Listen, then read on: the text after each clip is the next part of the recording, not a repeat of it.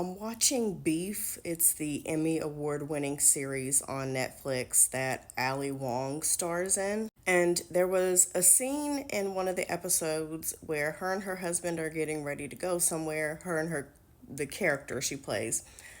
And she says, "Honey, let me help you tie your tie." And she jokingly says, "Because it'll keep you dependent on me and you'll never leave me." And that made me think about something. So, yes, we talk about how men use money to trap women. They try to get you pregnant to stop your career, to stop you from having a social life, to keep you kind of tethered to the house in close proximity to them, or to keep you from leaving, whatever the case may be.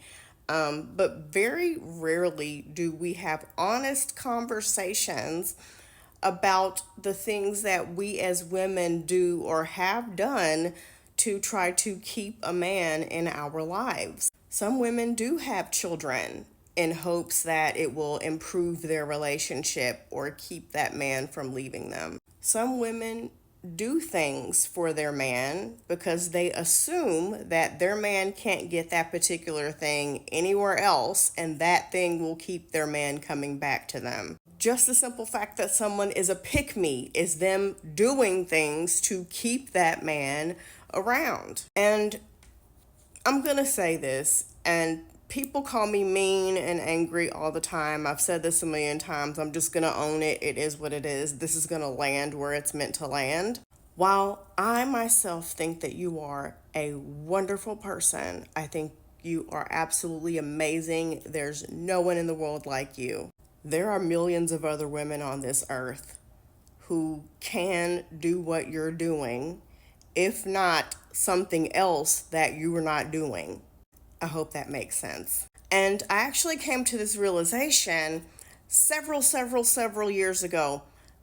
Even like way long in back in my pick me days. I remember I was working at this clothing store, and this woman was like, "Yeah, we have inside jokes that he doesn't have with anybody else, so he would never be able to get along with another woman like he got along with me." You can have inside jokes with anybody. I have friends that I literally just met a couple months ago and we already got inside jokes. While no one else can ever be you, there are tons of women who can do what you're doing, or do something different that you're not doing, or do something that you're doing better, and that is subjective based on the person receiving whatever you're giving. Now, I did learn this lesson years ago, but I didn't fully embody it and accept it until maybe a couple years ago, as I was coming out of my pick me phase. And I came to this realization within myself that if I ever do something for a man and I think, if I don't do this, he's not going to like me. If I don't do this, he's going to go somewhere else. If I don't do this, he's going to get mad at me. Then I'm not going to do whatever that particular thing is. And I'm going to let the chips fall where they may. I think it's a serious check engine light on your relationship if you feel like, I have to overextend myself and go above and beyond, because if I don't, he's going to leave me.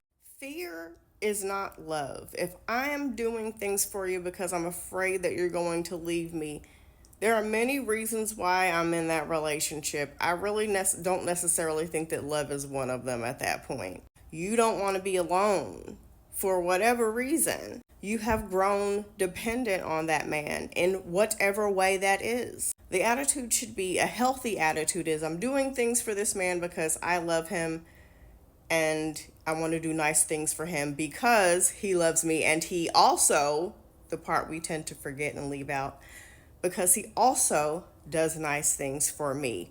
Not, if I don't do this, he's gonna leave me.